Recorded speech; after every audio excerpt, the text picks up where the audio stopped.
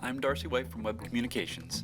In this presentation, I'm going to give an overview of our website redesign project and cover some additional areas in regards to web content, the software we utilize within our web environment, and also cover a portion of our web design process. This website redesign project is being completed with assistance from a Pittsburgh-based company, Barclay REI. They've assisted dozens of higher education clients in full-scale web projects, including Kutztown University, Chapman University, Rutgers, St. Vincent, Carnegie Mellon, etc., etc. At the very beginning of this project, we put together a project plan or a project lifecycle with assistance from Barclay REI. The goal of this was to outline and group all the steps in this rather convoluted process. The beginning phases of the redesign consisted of our foundational elements, sort of our blueprints phase of the project.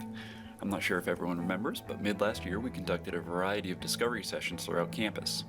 The sessions contributed greatly to the strategic planning portion of the project.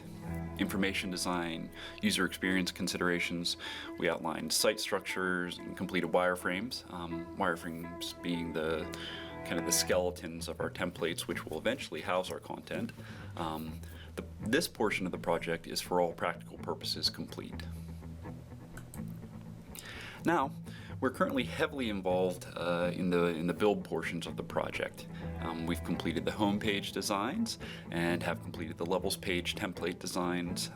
Level page templates essentially being the design of every other page aside from the home page, that being department pages, program pages, etc., etc. And we are tackling coding and other technical portions of the project, coding out our templates and things of that nature. The final phase of our project is content-centric, the migration of sites, files, documents, beta testing the site, and eventually deploying live, and then final review and some user experience stuff. This portion of the project can largely be analogous to moving items from one older house that we used to live in to a new house that we've recently built.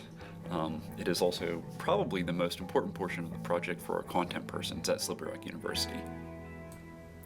Now, while our website redesign project lifecycle has been continuing, we've completed another project in tandem with it. This project, our content audit, was all about content. We enumerated all of our web content, analyzed the content with Barclay REI, and they created recommendations and a process to best assist us in getting the best use out of our content, while also adhering to the most up-to-date Web 101 standards.